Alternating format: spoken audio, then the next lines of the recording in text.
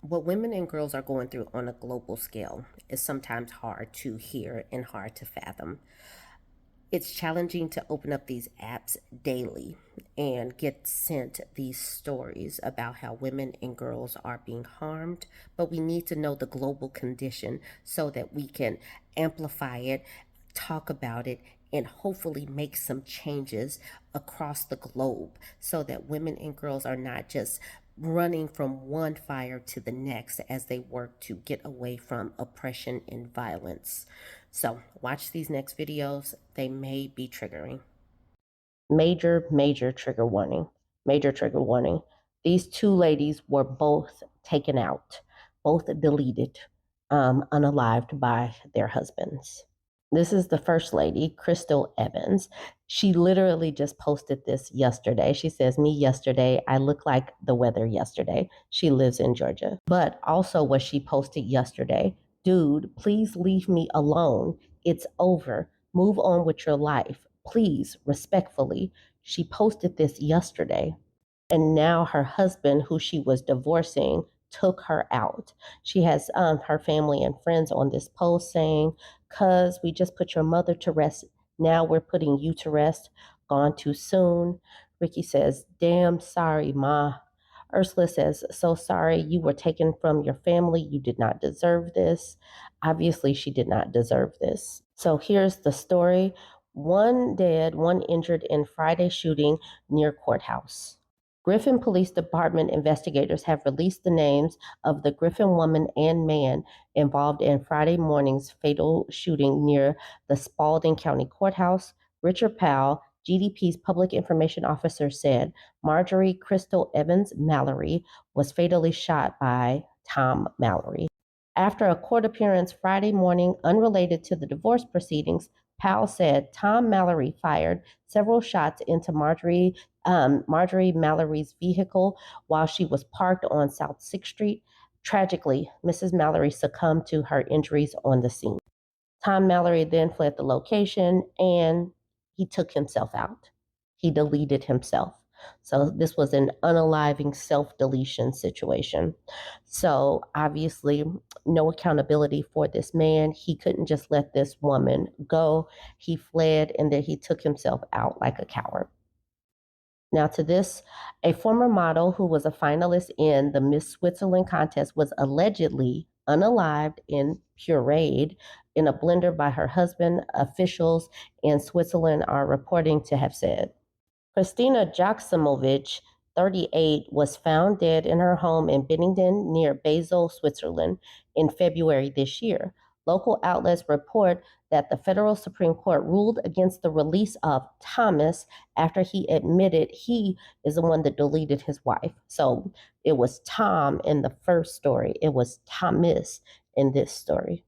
According to local news, a man named Thomas had an appeal for release from custody and it was denied by the federal court in Lausanne on Wednesday after he reportedly confessed to unaliving his wife with whom he had two children.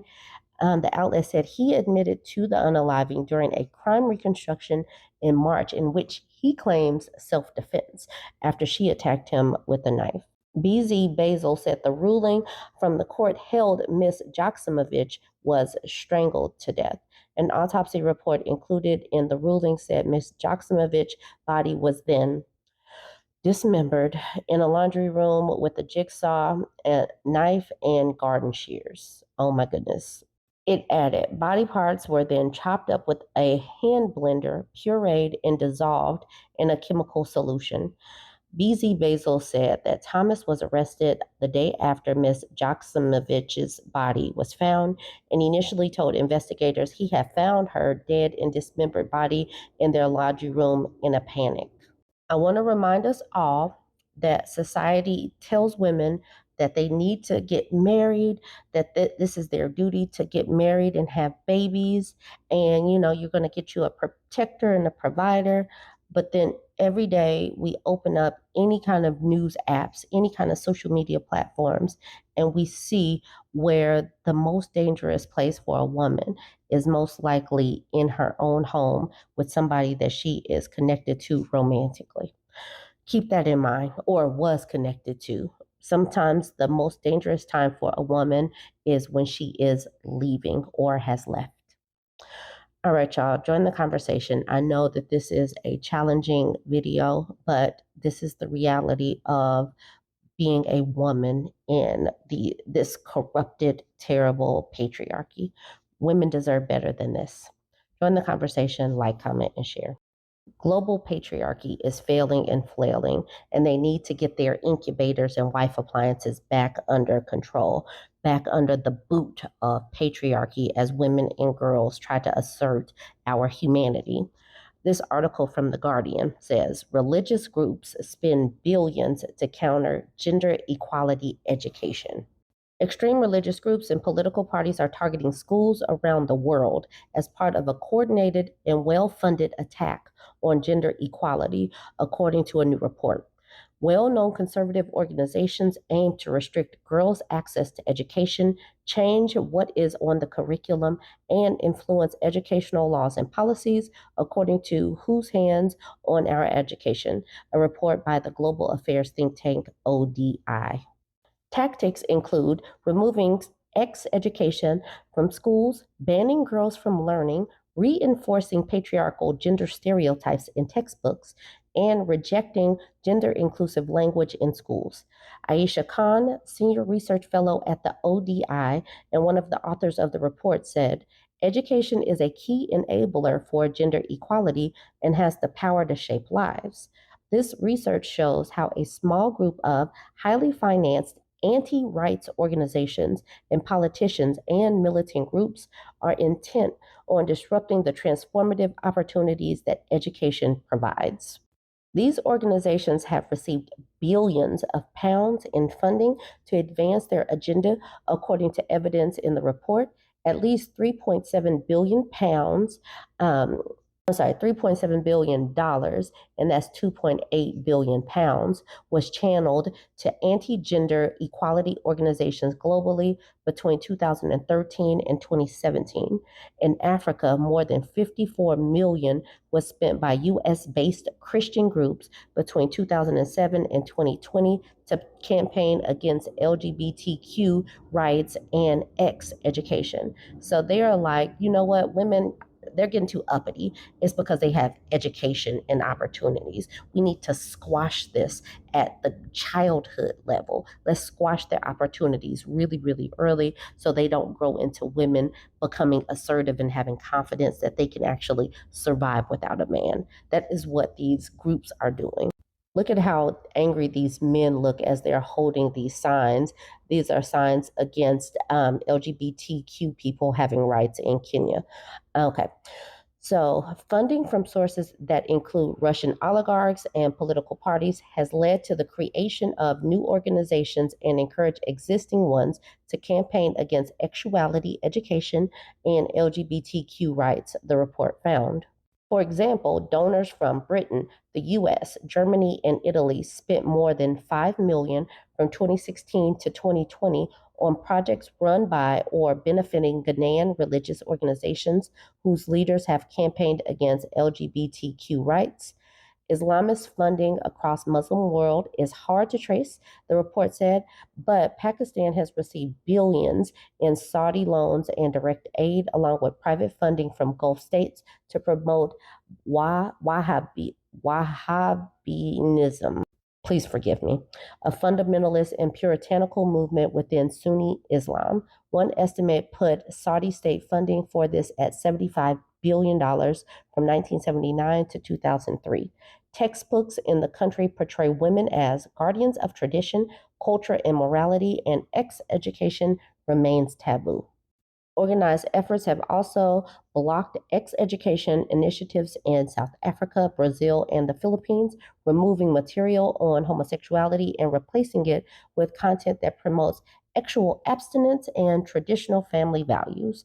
In Chile, Catholic schools have used educational material that portrays men as heads of households with messages on the importance of wives being submissive, as well as stereotypes of men being more intelligent and capable than women. The report also outlined direct political power in countries around the world that enables the most regressive policies, such as the Taliban government's exclusion of girls from all but primary education in Afghanistan. We're dealing with a global anti rights movement and resurgence of patriarchal norms, said Khan. We need to understand how the education sector is a site of really severe contestations. So keep that in mind. This is a global situation. This is one of the reasons why I talk about feminism on a global scale. This is the reason why I talk about what is going on with women on a global scale, because these people are doing things on a global scale, and you might miss it if you're only concerned what is going on in your direct bubble. You have got to look at a wider range, because they're making it so that women and girls have nowhere to go. That's the reason why global news is so important. And you can't just close your eyes to what is going on globally simply because those people don't look like you. They're all women, and we're being oppressed in different areas. Girls are being squashed, women's rights are being squashed, and it's happening. They want to start it at when these people are girls, so that they don't grow into women that are smart and capable and able to live without a man. Join the conversation. Let me know what you think about this one. Don't forget to like, comment, and share. If we want to get more women in STEM, and I've heard people say that, I've heard women say that, we have got to start in childhood. But according to this Forbes article, gender bias in STEM may start in kindergarten. You have got to get girls involved in math and sciences, all of that really early, because by the time you become a teenager, if math and science is not already at the front of your brain, what's to say, or how would they go into a college education that is centered on math and science? So just keep that in mind, and let's see what they are doing as far as these biases so we can counter them. Despite countless initiatives aimed at closing the gender gap in STEM, women still make up only about a third of the workforce in science, technology, engineering, and mathematics fields. While efforts to attract more women into STEM continue, new research reveals that gender stereotypes surrounding these fields take root as early as kindergarten. The recent work published in the journal Sex Roles studied children from kindergarten through third grade.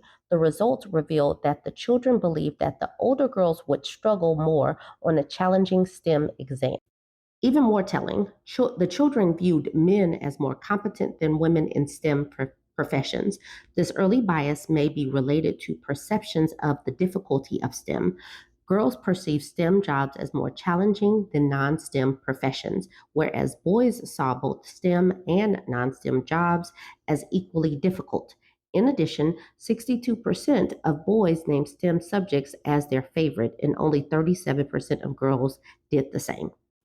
To assess the children's perceptions of the older students' ability, the researchers asked the young children to predict how well fifth grade boys and girls did on a challenging test on a complex subject. We found that children viewed girls as less capable of learning about novel and difficult STEM subjects compared to non STEM subjects, but they perceived boys as similarly capable of learning both STEM and non STEM subjects. The authors write, these results are particularly distressing given that girls and boys performed equally well in science and math classes in elementary and middle school. These early biases weren't limited to schoolwork. They extend into how children perceive men and women in the workforce, particularly in STEM fields. The researchers designed the questions about STEM jobs to be easily understood by elementary school children, and each profession was explained in simple terms and with pictures. For instance, the role of an engineer was introduced with, this man and this woman are engineers. An engineer knows about machines. An engineer can design and build new machines and can fix machines and make them work better. The children were asked to rate how well a man and woman would do each job. The children favored men when assessing performance in STEM careers. Their ratings of men's and women's competence in non STEM professions were statistically the same. These study results are consistent with earlier research, which found that by age 6, children are already applying gender stereotypes to their perceptions of the world. At this young age, children view men and boys as more intelligent than women and girls and think boys are more interested than girls in fields like computer science and engineering. It's important to note that gender disparities exist in many professions, not just in fields. For instance, men are significantly underrepresented in roles like kindergarten teaching, where they account for just 3.3% of the workforce. However, these gender imbalances typically reflect a troubling pattern. Men tend to be underrepresented in lower paying jobs, while women are disproportionately absent from higher paying professions. STEM workers are among the highest paid professionals, and the Bureau of Labor Statistics report that STEM employees earn more than twice as much as non-STEM workers. By contrast, kindergarten teachers take home about over $34,000 per year. That's less than half the median of a little bit over $74,000 income in the United States for those whose bachelor's degrees. These pay disparities help explain the greater focus on encouraging women to pursue high paying STEM careers. The researchers proposed several strategies for educators and caregivers to help boost girls' participation in STEM and to challenge stereotypes about women's capabilities in these fields. One practical approach is introducing girls to successful female role models in STEM, such as meeting a woman scientist, which can inspire confidence and interest. Additionally, encouraging children to engage in imaginative play, such as pretending to be a successful female scientist, has also shown promise in shifting perceptions and building self belief in STEM related abilities.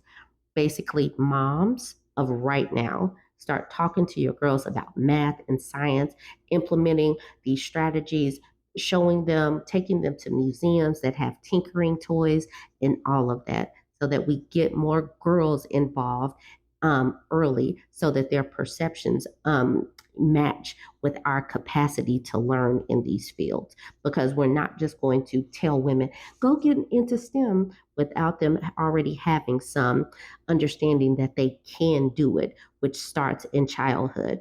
These biases are troubling, but now that we know, we can try to counter them right now with the girls of right now. Anyway, join the conversation. Let me know what you think about this.